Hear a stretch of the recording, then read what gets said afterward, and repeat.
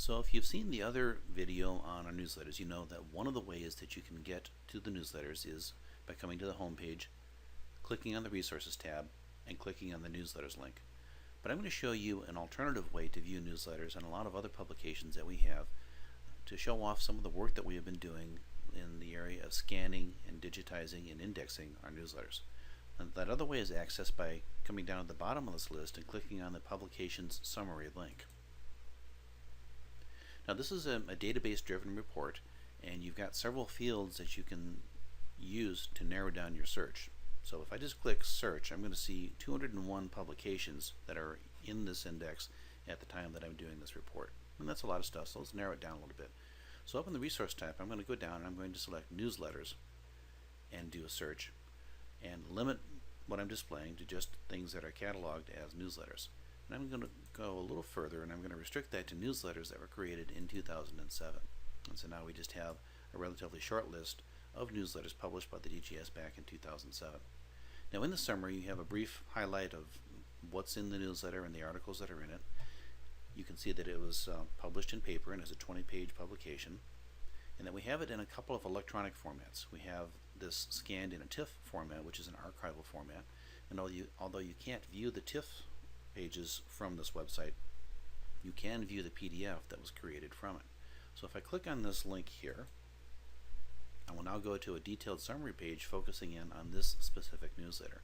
You'll see a little thumbnail on here showing you the front page of the newsletter. See some more information about it, and down here on the bottom under availability you can see that it's online for free. And if you click on that link, you'll see the newsletter looking an awful lot like this. So one difference that you'll note from going at the newsletters the alternate route, this is now the full page view. You're no longer constrained and contained in that containing frame, and you have a much larger footprint and can see more of the newsletter.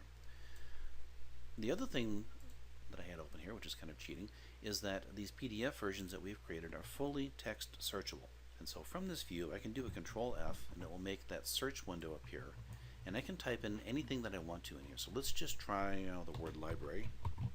Probably get lots of hits on that. So yeah, you can see that we have 40 occurrences of the word library in this document, and here's one of them highlighted right now. And as I click these arrows, it's going to step through the document and identify all of the occurrences of the word library that it found when it scanned it and did the OCR work. Now we've tried to be fairly careful with the scanning, and it's, as you can see, it's doing a pretty good job. It's not perfect. Current technology, I would guess, is probably about 90 to 95% correct, but that's a pretty powerful tool to allow you to come to newsletters and do keyword searches to see if you can locate people or places or other items of interest in the newsletter. It gets more interesting.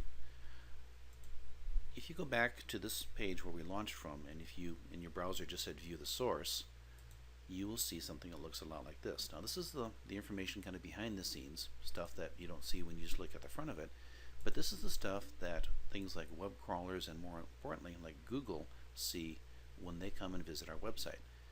This information has been marked up with something called metadata, which is highlighting title, articles, authors, creation dates, and what have you, and making it available for Google and other search engines to use to provide very targeted and very detailed searches.